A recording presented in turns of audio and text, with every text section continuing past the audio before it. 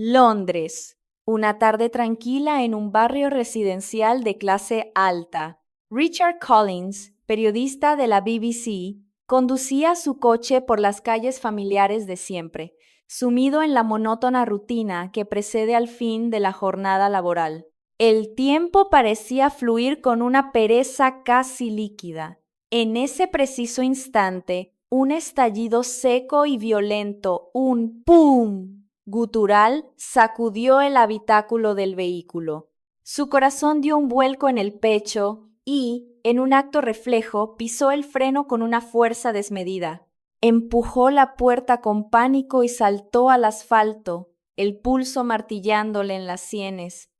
Al volverse, vio una columna de humo blanco y acre que ascendía desde el salpicadero de su coche. Un pequeño dispositivo negro, aún chisporroteando y escupiendo volutas de humo, yacía derretido sobre el plástico. Era una cámara de auto, una por dashcam por de supuesta alta tecnología japonesa que había comprado hacía apenas una semana. Richard, movido por la adrenalina, agarró una carpeta de documentos del asiento del copiloto y, con un golpe certero, hizo caer el aparato al suelo. Allí, sobre el asfalto londinense, la pequeña carcasa negra seguía convulsionando, un trozo de tecnología moribundo. Los vecinos, alarmados por el ruido, comenzaron a asomarse y a correr hacia él, gritando preguntas confusas.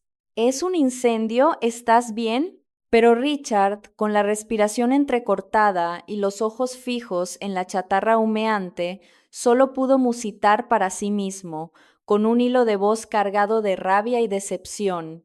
¡Qué porquería! Vaya, Timo. Se acabó la famosa tecnología japonesa. Eran palabras nacidas de la ira del momento, pero una idea más fría y aterradora se abrió paso en su mente. ¿Y si esto hubiera ocurrido en la autopista a 120 kilómetros por hora? El terror y la frustración se arremolinaron en su estómago, formando un nudo amargo. Al día siguiente, en la redacción de la BBC, el ambiente era una mezcla de preocupación y sorna. Sus colegas le daban palmaditas en la espalda, incapaces de resistir la broma.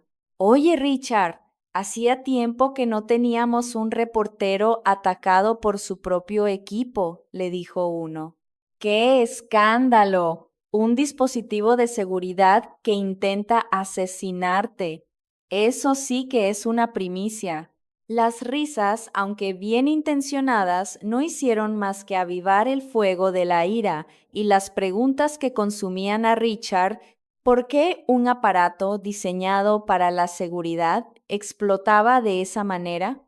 ¿Por qué se destruía en apenas una semana? Y la pregunta más importante, la que se negaba a abandonar su cabeza, ¿era esto de verdad un producto japonés? Frente a la carcasa carbonizada de la cámara, que ahora descansaba sobre su escritorio como una prueba macabra, Richard sintió que la historia iba más allá de un simple fallo de fabricación. Esa noche, en su apartamento, encendió su ordenador. La duda se había convertido en una obsesión. Tecleó el nombre del producto en el buscador y lo que encontró lo dejó sin aliento. La pantalla se llenó de una cantidad abrumadora de reseñas, una marea de quejas y advertencias. Al empezar a leer, sus ojos se abrieron con incredulidad. Explotó al segundo día. Casi se me incendia el coche entero. Prendió fuego mientras estaba aparcado. El fabricante nunca contestó mis llamadas. Y entonces una reseña que lo golpeó como una bofetada. Lo compré pensando que era japonés, pero por dentro era la peor chatarra peligrosa de China. Richard frunció el ceño, devorando una tras otra las historias de terror de otros consumidores. Las quejas eran incontables y todas describían problemas graves. Profundizó su investigación y descubrió un submundo de fallos sistémicos en las cámaras de bajo coste. El llamado sensor G, un dispositivo que debía proteger las grabaciones en caso de impacto, era tan sensible que se activaba con el más mínimo bache, bloqueando archivos inútiles hasta saturar la memoria e impedir que el dispositivo siguiera grabando. Justo cuando más lo necesitabas, la cámara dejaba de funcionar. Otros usuarios, especialmente en climas cálidos, reportaban que las carcasas se deformaban por el calor del verano hasta que el aparato se congelaba para siempre. Había unidades que se apagaban a los pocos segundos de encenderlas y productos que ni siquiera tenían una garantía real. Richard suspiró, pasándose una mano por la cara. Esto no es un producto defectuoso, murmuró frente a la pantalla, con un tono más de asombro que de enfado. Esto es un fraude a escala masiva. Entre el mar de quejas, un comentario llamó su atención. Miren la página oficial de este fabricante si se atreven. La curiosidad pudo más. Hizo clic en el enlace. La página que se cargó lo hizo enderezarse en su silla, con el corazón latiéndole de repente con la fuerza de un tambor. En la cabecera, escrito en un inglés torpe pero desafiante, un eslogan proclamaba con una audacia increíble: China inventó la cámara de auto. Japón solo es un país atrasado que copió nuestra tecnología. No hay necesidad de comprar productos japoneses. Richard se quedó paralizado durante varios segundos, releyendo la frase una y otra vez. ¿El inventor era China? ¿Japón un mero imitador? Era una afirmación tan provocadora, tan insultante para una de las potencias tecnológicas del mundo, que no podía ser ignorada. Si aquello era cierto, sería una noticia de alcance mundial, un terremoto que sacudiría la percepción global sobre la innovación y el poderío tecnológico de Japón. Se recostó en su silla, mirando el techo, mientras su mente de periodista trabajaba a toda velocidad. ¿Era posible que China fuera la pionera? ¿O era una mentira descarada de una empresa japonesa para ocultar su propia historia? Las dudas y la desconfianza se agolpaban en su cabeza. Sin apenas darse cuenta, sus dedos ya volaban sobre el teclado. Iba a llegar al fondo de esto. Empezó a redactar correos electrónicos dirigidos a varias de las grandes corporaciones tecnológicas japonesas, preguntando, indagando, desafiando. Si es una mentira, la voy a destapar, pensó. Y si es verdad, el mundo merece saberlo. Su instinto de reportero había despertado. Acababa de embarcarse, sin saberlo, en un viaje que lo llevaría al origen mismo de una tecnología que salvaba vidas, un viaje que desvelaría una verdad mucho más profunda y dolorosa de lo que jamás habría podido imaginar. Días después de haber enviado su batería de correos, una respuesta inesperada apareció en su bandeja de entrada. Provenía de una dirección de correo electrónico que no reconoció, con un dominio peruano. El asunto, escrito en un español formal y cortés, decía: lamentamos profundamente los inconvenientes causados. Intrigado, abrió el mensaje. El contenido era aún más sorprendente. Le pedimos disculpas por la terrible experiencia que ha sufrido con productos de imitación que manchan la reputación de la verdadera tecnología. Si usted estuviera interesado, nos gustaría presentarle al auténtico desarrollador de la cámara de auto. Creemos firmemente que conocer su historia es la mejor manera de despejar cualquier malentendido. Richard leyó el correo 2 veces, con una sonrisa escéptica dibujada en el rostro. El auténtico desarrollador en Perú se mofó en voz baja.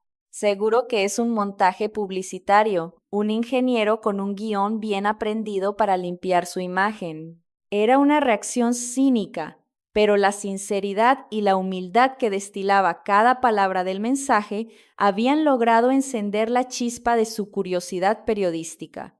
Si era una farsa, la expondría sin piedad. Pero si era real, podría estar ante una de las historias más increíbles de su carrera.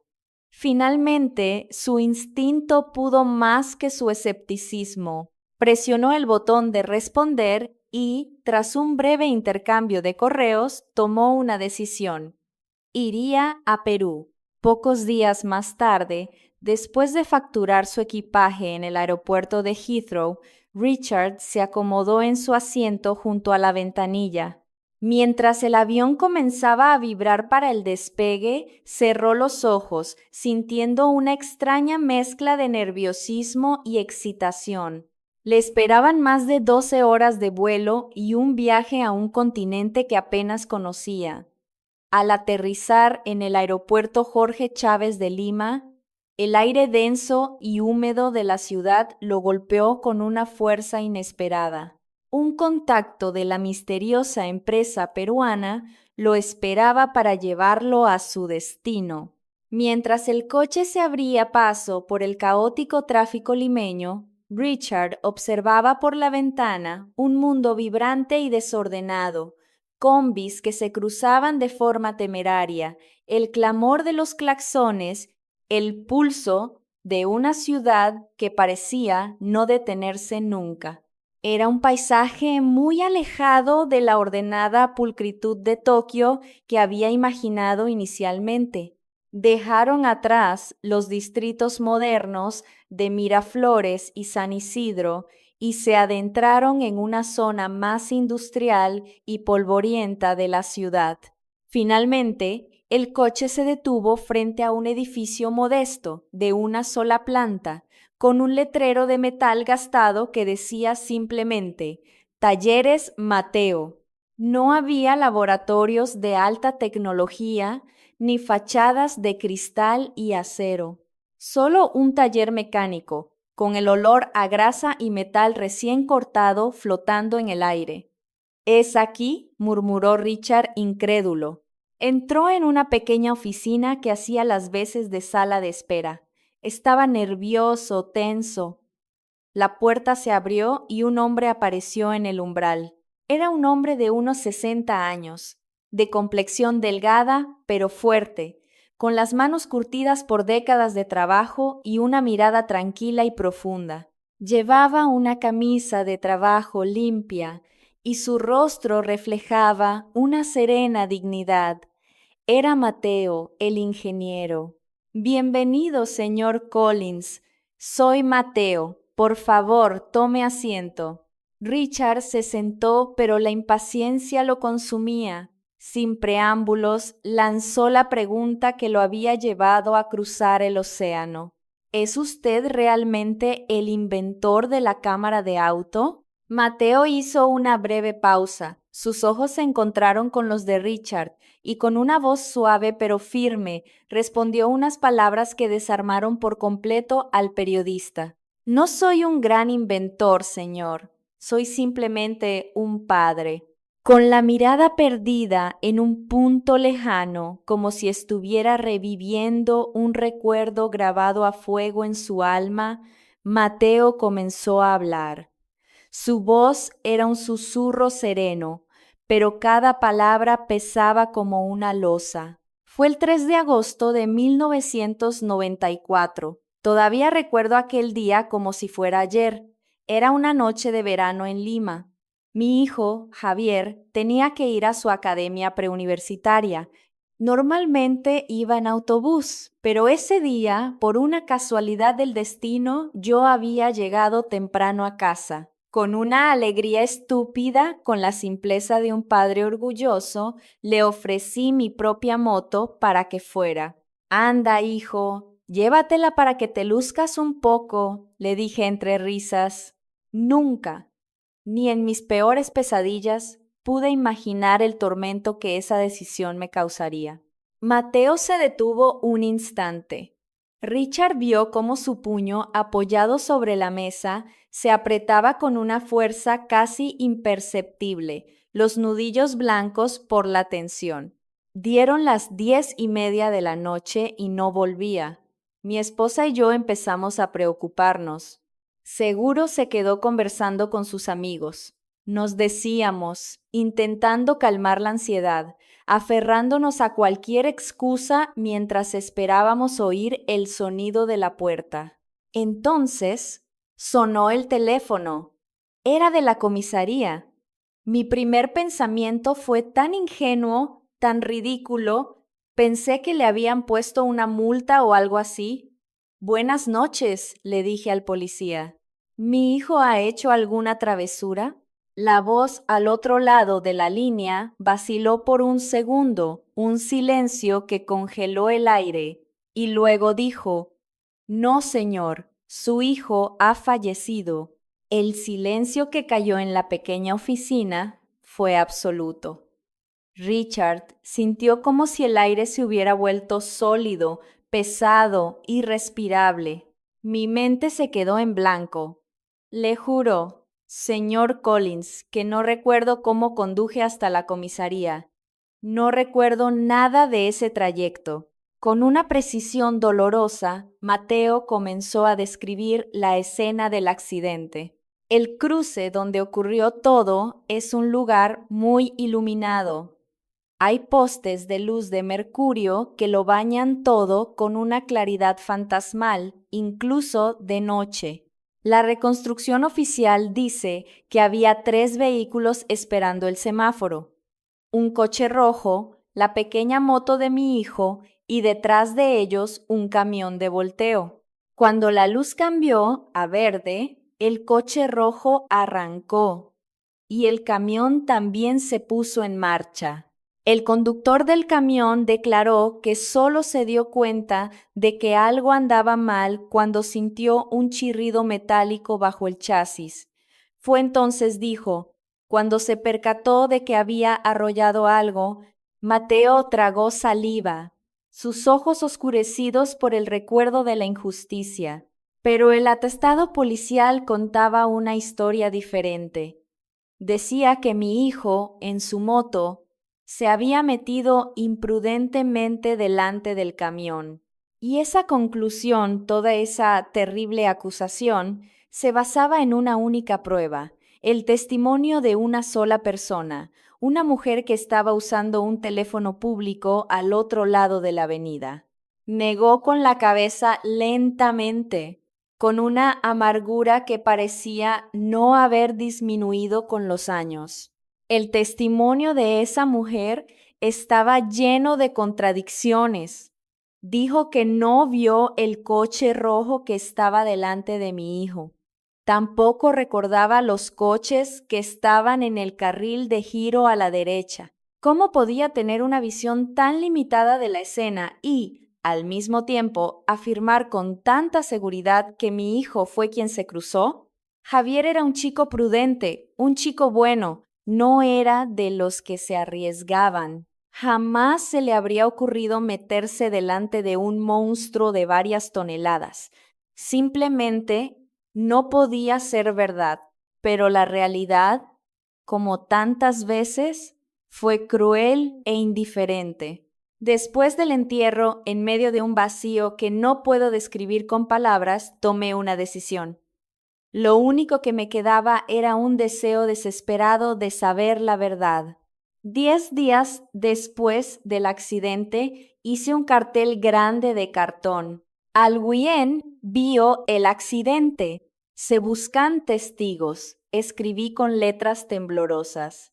Y cada día después de salir del trabajo me plantaba en esa misma esquina, sosteniendo mi cartel hasta las 11 de la noche. Soporté el viento, la garúa de Lima, todo.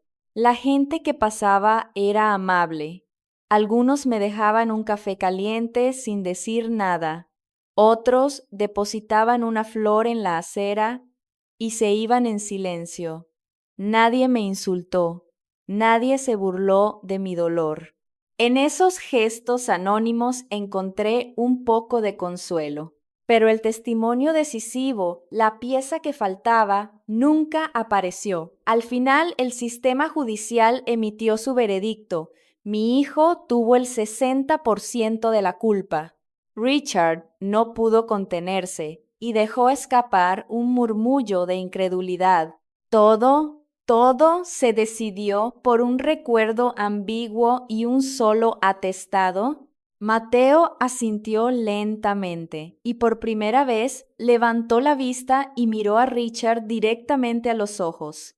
Su mirada era firme, cargada de una determinación forjada en el fuego de la tragedia. Exactamente. Por eso tomé una decisión. Si no podía encontrar la verdad, tendría que crearla con mis propias manos. En ese instante, Richard lo comprendió todo. Este hombre no era solo un ingeniero, era un padre que había transformado su dolor en una misión. Y esa misión, nacida de la más profunda de las injusticias, fue el punto de partida de un invento que cambiaría el mundo. Mateo continuó su relato, su voz ahora teñida de la frustración de aquellos días. El informe oficial estaba lleno de contradicciones, pero la conclusión era inamovible. Mi hijo era el culpable. El tiempo pasaba, pero yo no podía aceptar una verdad dictada por un testimonio tan frágil. No podía, pero soy ingeniero. Si las palabras de los hombres son ambiguas, pensé, entonces la tecnología, la ciencia, debe ser capaz de demostrar la verdad. Con esa idea en la cabeza, decidí buscar ayuda de expertos. Todavía recuerdo el día que visité por primera vez al ingeniero Ojeda, un perito especializado en reconstrucción de accidentes de tráfico. Su oficina era un caos de maquetas, planos y expedientes apilados hasta el techo. Desesperado le supliqué, ¿no podemos usar un análisis de ingeniería para demostrar la inocencia de mi hijo? Pero el ingeniero Ojeda, un hombre sabio y cansado, negó con la cabeza. Mateo, me dijo con una voz suave, por muy preciso que sea un análisis técnico, en un tribunal a menudo pierde contra un testimonio, por falso que sea. Sentí como si algo se rompiera dentro de mí en ese momento, pero seguí insistiendo, no podía rendirme. Viendo mi desesperación, el ingeniero añadió algo que cambiaría mi vida para siempre. La única solución, Mateo, es tener una grabación del accidente mismo. Esa frase me golpeó como un rayo. Una grabación. Con una imagen no habría debate. Con un video los testimonios falsos se desmoronarían. En el camino de vuelta a casa, esa idea no dejaba de dar vueltas en mi cabeza. Mirando hacia atrás, creo que esa fue la frase que definió el resto de mi vida. Por mi hijo y por todas las personas que en el futuro pudieran verse atrapadas en la misma red de injusticia. Decidí que iba a construir un dispositivo que grabara la verdad. En aquella época, en Perú y en la mayor parte del mundo, la idea de una cámara de auto era ciencia ficción. Apenas empezaba a hablar de dispositivos de registro en proyectos experimentales de seguridad vial en países como Japón, pero eran equipos enormes, costosísimos y destinados exclusivamente a flotas de camiones. La idea de que un ciudadano común pudiera tener algo así en su coche era impensable. Que un padre, un simple ingeniero de taller, se pusiera a dibujar planos en su casa para construir algo así, debió parecer una locura para cualquiera que lo supiera. Pero a mí no me importaba. Solo podía pensar en una cosa. Si el día del accidente de Javier hubiera habido una grabación, el final habría sido diferente.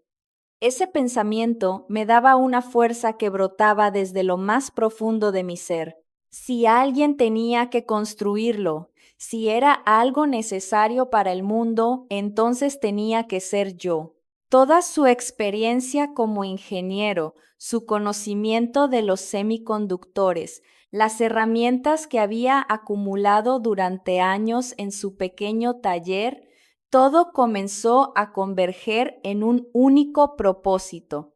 Y así, en una habitación de mi casa, comencé a desarrollar la primera cámara de auto del mundo, por mi hijo, para proteger a los inocentes del futuro, para que la amargura y la impotencia que sentí en aquella esquina nunca, nunca más se repitieran. El relato de Mateo era tranquilo, pero bajo la superficie, Richard podía sentir el ardor de una llama inextinguible. En ese humilde taller de Lima, estaba a punto de nacer la voz de un dispositivo que cambiaría el mundo. En el año 2001 empecé a trabajar en serio en el aparato. El primer prototipo era del tamaño de una caja de zapatos. Mateo sonrió con amargura. Apenas se le podía llamar dispositivo. Por dentro era un amasijo de placas de circuito expuestas, una fuente de alimentación inestable y una función rudimentaria que apenas lograba grabar 5 imágenes estáticas por segundo. Era tosco, se sobrecalentaba y dejaba de funcionar al instante. Si lo golpeabas un poco, no reaccionaba. ¿De verdad servirá para algo esta cosa? Me pregunté 1000 veces, pero nunca dejó de intentarlo. Noche tras noche, en su pequeño taller, la punta de su soldador brillaba en la oscuridad, impregnando el aire con el olor característico de la resina quemada. En un rincón se apilaban las piezas de los prototipos fallidos, una montaña de fracasos. Se quedaba pegado a su escritorio hasta que la luz del amanecer se colaba por la ventana. En el verano de Lima, el calor deformaba las carcasas de plástico. En el invierno húmedo, el sensor de impacto se volvía loco y activaba grabaciones fantasma. El mayor desafío era la miniaturización. Si lo hacía más pequeño, el calor se concentraba y lo freía todo. Si añadía ventilación, se volvía frágil y vulnerable a los golpes. Era como una batalla interminable. En 2002, por fin, el prototipo 1 tomó forma, pero seguí mejorándolo, ensayo y error, un fracaso tras otro, durante años. Y entonces, en 2006, después de un sinfín de rediseños, nació la primera unidad de producción en serie del mundo. Lo llamé Testigo. Al pronunciar ese nombre, la voz de Mateo tembló ligeramente. Quería cambiar un mundo donde la verdad se decidía por testimonios ambiguos, como en el accidente de mi hijo. Le puse ese nombre con la esperanza de que en cualquier momento, en cualquier lugar, este aparato se convirtiera en el testigo incorruptible que todos necesitamos. Pero crear la tecnología fue solo el principio. La verdadera prueba de fuego estaba por llegar. No podemos financiar un producto nuevo y sin mercado, me decían en los bancos, cerrándome la puerta en las narices. Los accidentes no ocurren tan a menudo. ¿Quién va a necesitar un aparato así? Me respondían con frialdad en las empresas de transporte y las compañías de taxis. Los gastos de desarrollo se acumulaban. Los sueldos de mis pocos ayudantes se retrasaban. Y finalmente, el saldo de mi cuenta bancaria llegó a un punto crítico. Apenas quedaban unos miles de soles. El fantasma de la quiebra se hizo real. Una noche, desesperado, Mateo consideró su última opción. Le dije a mi esposa que iba a cancelar mi seguro de vida para conseguir algo de dinero. Ella no dijo nada. Se levantó en silencio, fue a nuestra habitación y regresó con un pequeño sobre de papel. Dentro había fajos de billetes apretados, ordenados. Eran casi 300,000 soles, el dinero que ella, mi esposa, había estado ahorrando durante años, sol a sol para la familia. Esto es por Javier, ¿verdad? Me dijo. Al oírla pronunciar el nombre de nuestro hijo, se me rompieron todas las defensas. Las lágrimas, grandes y calientes, empezaron a rodar por mis mejillas. En su voz no solo había una tristeza infinita, sino también el deseo inquebrantable de que siguiera adelante. Javier no querría que te rindieras, añadió. Él siempre estuvo tan orgulloso de su papá. El inventor, esa frase fue como un combustible que reavivó el fuego en el corazón de Mateo. No podía rendirme, no después de eso, por mi hijo y por todos los hijos de alguien. Y así, Mateo se levantó una vez más y comenzó a caminar hacia el milagro que cambiaría la historia de la seguridad vial para siempre. Enumerar las especificaciones técnicas no mueve el corazón de la gente. Tenía que cambiar de estrategia, tenía que contar mi propia historia. Mateo decidió transformar por completo su discurso de venta. En lugar de hablar de tecnología, hablaba desde el alma. Yo perdí a mi hijo en un accidente de tráfico. La verdad fue enterrada bajo testimonios falsos. Por eso creé este dispositivo, para que los hechos siempre tengan un testigo. Un día, un hombre escuchó su historia en silencio, de principio a fin, sin interrumpirlo. Era el jefe de operaciones de una conocida compañía de taxis de Lima.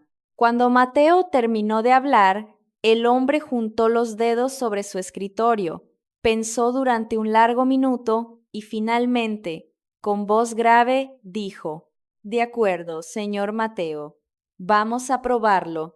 Empezaremos con una sola unidad».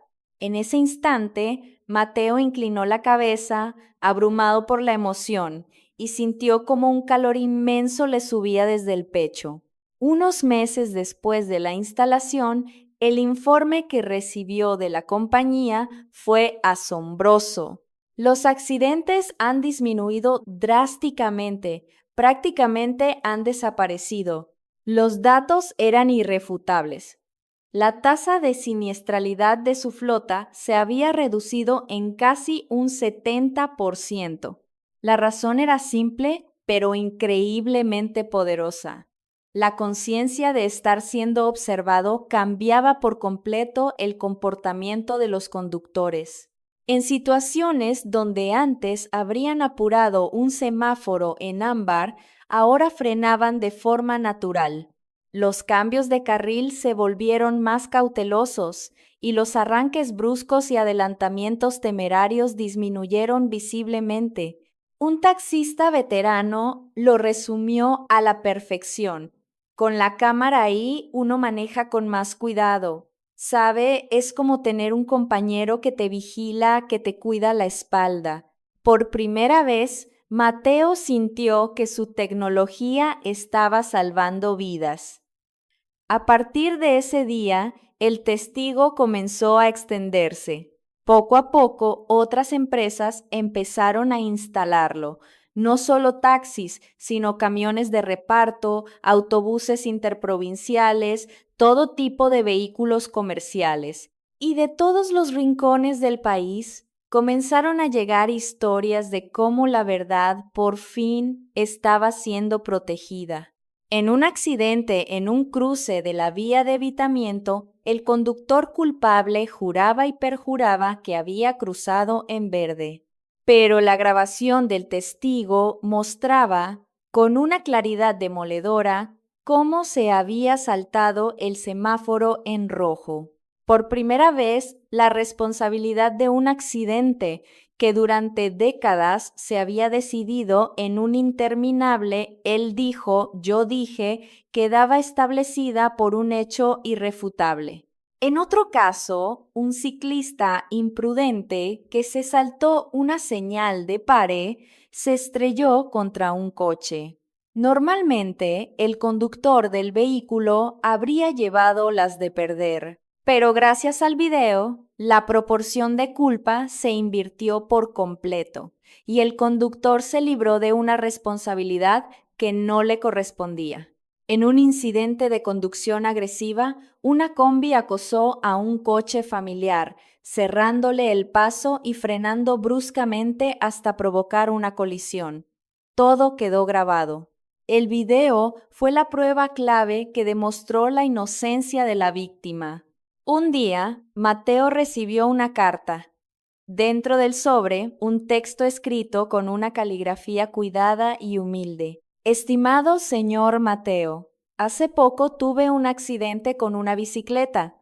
La otra persona insistía en que yo tenía la culpa, pero su testigo demostró mi inocencia. Si no hubiera tenido esa grabación, habría perdido mi trabajo y el sustento de mi familia. Su invento me ha salvado.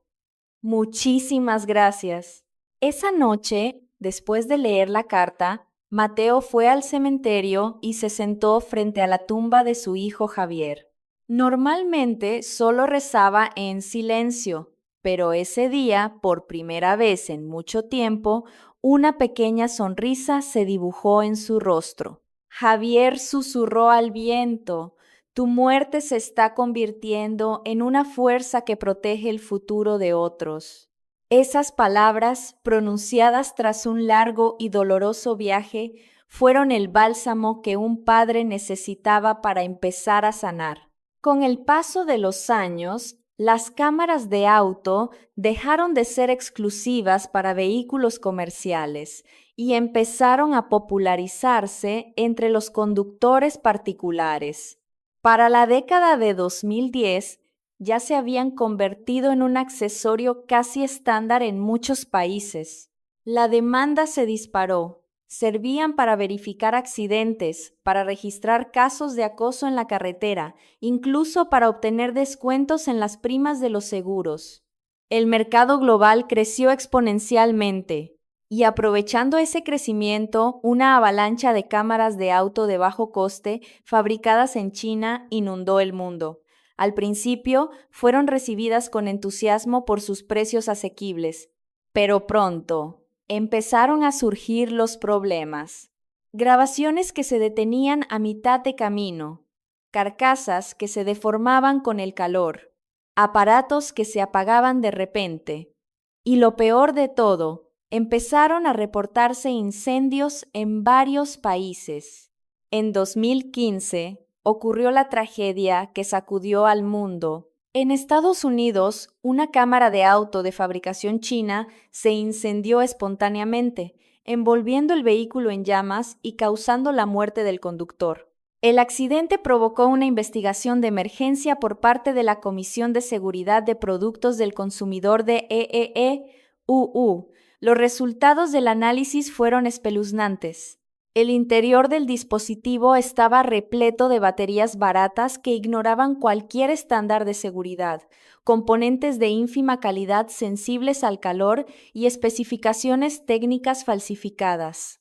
Era literalmente un aparato peligroso, nacido de una filosofía donde el coste mínimo era la única prioridad. El fabricante chino, que hasta entonces había pregonado con orgullo la máxima calidad de sus productos, se vio obligado a realizar una retirada masiva. Pero el escándalo no se detuvo ahí. Organizaciones de consumidores de todo el mundo comenzaron a investigar el origen de la invención que la empresa china reclamaba como propia, y entonces la otra gran mentira se derrumbó. Los registros de patentes, los artículos técnicos y los anuarios de lanzamientos de productos no dejaban lugar a dudas. El pionero, el origen de todo, no estaba en China. El verdadero germen de la cámara de auto no estaba ni siquiera en los laboratorios de alta tecnología de Japón. La evidencia apuntaba a un lugar inesperado, un pequeño taller en Lima. La invención de un ingeniero peruano llamado Mateo La Coalición Internacional de Consumidores multó a la empresa por publicidad engañosa. Se iniciaron demandas colectivas millonarias en Estados Unidos y la compañía que había intentado conquistar el mercado mundial a base de mentiras, finalmente desapareció del mapa. Richard tragó saliva. Sostenía en sus manos un testigo original que Mateo le había entregado. Era un mundo de diferencia con la chatarra carbonizada que había explotado en su coche. El circuito estaba perfectamente ensamblado. La carcasa era sólida, robusta. No había ni un solo rastro de improvisación o de ahorro de costes. Cada pieza respiraba calidad y propósito. Entonces, este es el auténtico, dijo Richard casi en un susurro. Mateo asintió con una serena confianza. Sí, y todavía hoy nos hacemos responsables de cada una de las unidades que fabricamos, porque esto no es un juguete, es un dispositivo para proteger la verdad de alguien. En sus palabras, no había solo conocimiento técnico, sino el peso y la convicción de un hombre que no había fabricado un producto, sino que había materializado una promesa. De vuelta en el Reino Unido, Richard se sumergió en el trabajo. Condensó toda la historia desde la explosión en Londres, su viaje a Perú, hasta el desgarrador relato de Mateo en un único reportaje. El título que eligió fue audaz y directo: La cámara que graba la verdad, nacida del dolor de un padre peruano. Inmediatamente después de su emisión, las redes sociales estallaron. Los comentarios se contaban por miles, una oleada de asombro, empatía y admiración. No puedo creer que detrás de esa pequeña cámara hubiera una historia tan poderosa. La tecnología no son solo números, es la confianza que nace de la humanidad. Me avergüenzo de haber comprado imitaciones chinas solo por el precio. La próxima vez buscaré el original peruano. ¡Qué orgullo para el Perú! Deberían instalar estas cámaras en todos los autobuses de nuestros países. Al final del programa, el propio Richard miró directamente a la cámara y pronunció su conclusión con una voz cargada de una nueva humildad. Yo creí que la famosa tecnología de las grandes potencias había fallado. Pensé que había sido víctima de un engaño o de una decadencia, pero estaba completamente equivocado. La verdad era mucho más profunda y sorprendente. La cámara que hoy protege a millones de conductores en las carreteras del mundo no nació en un laboratorio de Tokio ni en una fábrica de Shenzhen.